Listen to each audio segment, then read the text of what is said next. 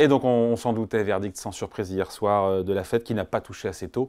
Mais là n'était pas l'enjeu de la réunion d'hier soir de la Banque centrale américaine. Bonjour Stéphane.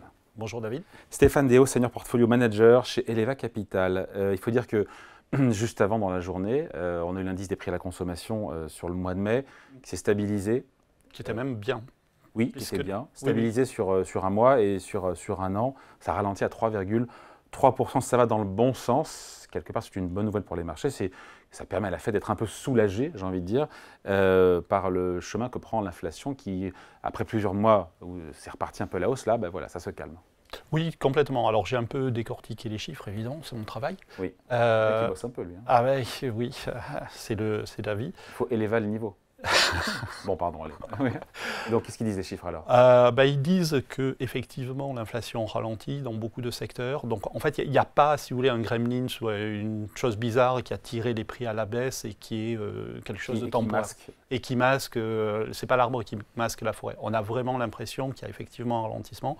Vous l'avez très bien dit, en début d'année, on avait plutôt une inflation qui était têtue, qui était un petit peu trop élevée, qui surprenait à la hausse. Pas de manière excessive, mais on avait l'impression que ça ne baissait pas. Là, alors il ne faut pas extrapoler sur un seul chiffre, évidemment, mais ce chiffre-là, hier après-midi, était bon. Donc a priori, le rebond d'inflation enregistré depuis le début de l'année est peut-être derrière nous, et c'est ça la bonne nouvelle pour tout le monde. Ça se calme, c'est très bien. Bon, la Fed qui a publié hier ses nouvelles prévisions économiques et ses prévisions de baisse de taux. Déjà sur la partie dot plot, les projections anonymisées, comme on dit, Oui. le nuage de points de ce que pensent à l'instant T, donc hier, les gouverneurs, les différents gouverneurs de la Fed. Alors, juste pour expliquer un petit peu, donc vous avez plusieurs personnes qui siègent à la Fed, on leur demande leurs prévisions sur les taux d'intérêt et chaque point représente une prévision, d'où le nom de dot plot. Ils font ça tous les 3 mois. Ouais. Il y a 3 mois, ils nous disaient on va baisser les taux 3 fois d'ici la fin de l'année. Mais là, ils disent une fois. Et là, ils disent une fois. Alors, ils disent une fois. Il faut creuser un peu. Voilà. Alors, ils disent une fois. D'abord, il y a une majorité qui dit une fois, mais il y en a quasiment autant qui disent 2 fois. Exactement. Donc, ce n'est pas un ajustement aussi fort. Et puis, c'est comme un ajustement. C'est très clairement un ajustement. 3 fois, c'était probablement excessif. Le marché a, je ne vais pas dire paniqué, mais il y a 3 mois, c'était 2 fois. C'était 3 fois. Ah. C'était 3 fois. Et il y a 6 mois, je vous rappelle, on était en décembre, et Powell nous expliquait que tout allait très bien, qu'ils allaient baisser les taux, et les marchés priçaient 6 baisses de taux. Donc on est passé de 6 à 1 en 6 mois. Moi, j'ai un peu tendance... Une baisse de taux, c'est maigre quand même. Oui, c'est maigre, mais on était à 6. C'est une ou deux. C'est une ou deux. Alors, pour être clair, moi, mon pari, c'est il baisse. Ça ne changera pas la face du monde non plus. Il baisse en septembre, il baisse en décembre. Le scénario alternatif, c'est il baisse en novembre, il baisse en janvier. C'est pas la fin du monde. Ça fera une fois ou 2 fois, effectivement, un mois près. Si vous êtes trader sur la courbe américaine et que vous spilez à 0,1%, oui, c'est important, mais la tendance, elle est très claire. Il a dit, on ne montera pas les taux. Oui, bon. Merci de l'avoir rappelé. Ça va sans dire, mais ça va mieux en le disant. Oui, on prend. 2, très clairement, on va avoir, en toute probabilité, au moins une baisse d'ici la fin de l'année, suivie d'autres baisses. Donc, on est sur une pente baisse des taux de la Fed, baisse lente. Après, une fois de plus, que ce soit septembre ou décembre, qui est mon scénario central, mais je peux me tromper. Est-ce que la probabilité d'une détente en septembre a gagné pris un peu d'épaisseur? Alors, il y a une petite subtilité, c'est que, vous l'avez dit, on a eu le chiffre d'inflation hier à 14h30, heure française, sur un an, qui était bon, qui a surpris à la baisse. On a eu le FOMC après, mais le FOMC, c'est-à-dire la réunion de la Fed, est sur 2 jours. Donc, les prévisions et le dot plot ont été faits avant de connaître le chiffre d'inflation. Et probablement... Alors, une fois de plus, il ne faut pas extrapoler de manière trop un seul chiffre, mais probablement ils auraient eu ce chiffre avant de faire leur dot, et etc. On aurait peut-être eu quelque chose d'un petit peu moins... on aurait eu 2 baisses de taux, non pas oui. Bon, on aurait peut-être eu 1 ou 2 qui auraient changé d'avis, et du coup, vous vous retrouvez avec 2 baisses de taux. Donc, une fois de plus, on est en train de couper les cheveux en 4 un petit peu. On fait mal aux mouches, comme disait Jacques Chirac. On peut dire comme ça aussi. Je pense que la morale de l'histoire, c'est il y a une baisse en toute probabilité. Moi, je reste sur la vue que... Septembre. Je vous sens bien sur septembre. Oui, moi je le sens bien, septembre aussi, oui, complètement. Bon, en tout cas, les marchés vont devoir être patients. C'est le message encore qui est largement relayé. Sur les prévisions économiques, je ne les ai pas lues, à dire vrai. Je les ai pas Alors, ils ont révisé, alors c'est paradoxal aussi, ils ont révisé à la hausse les chiffres d'inflation. Ça aussi, ça a été vu par le marché. Pourquoi ils ont révisé les chiffres? Croissance. Et croissance aussi, mais marginalement. Pourquoi ils ont révisé les chiffres d'inflation à la hausse? Ils font leurs prévisions tous les 3 mois. Donc, les dernières, c'était en mars. Sur 24 ou 25? Sur 24 et 25. Ouais.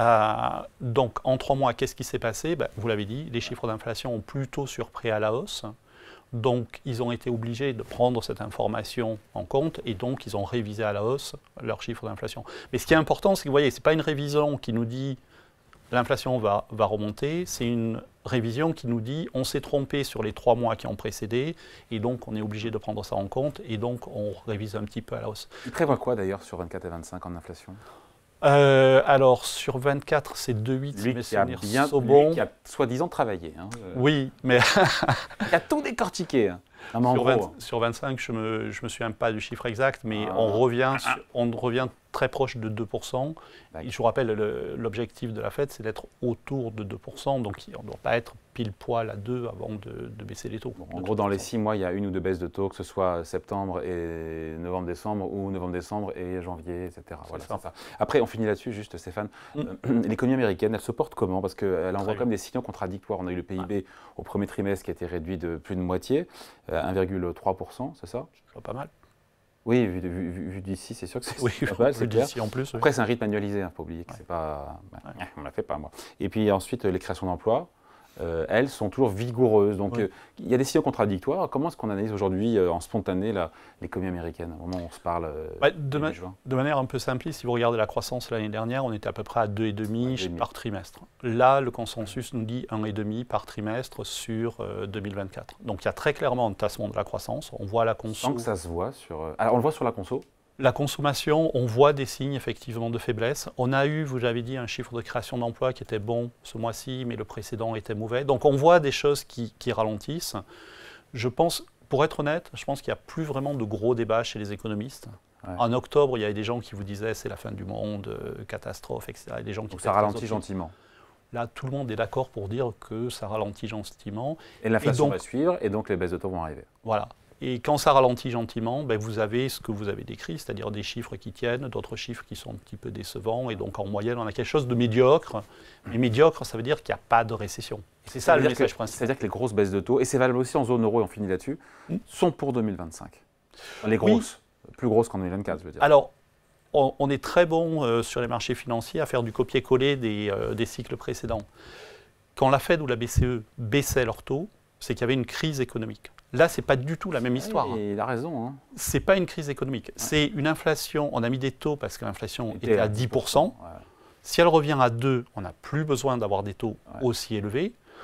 Mais ça va se faire de manière très graduelle. Et ce n'est plus du tout la situation où l'économie s'effondre, vous baissez. Et donc sur 2025, on et donc sur quoi 100 points de base, 150 points de base, à la fois BCE et Fed de baisse de taux? Moi, je mettrais plutôt 100 points de base. Et surtout, l'atterrissage, ça c'est un point important aussi sur le dot chart, l'atterrissage est plus élevé que ce qu'on pensait avant. C'est-à-dire que les Fed Funds... Le freinage.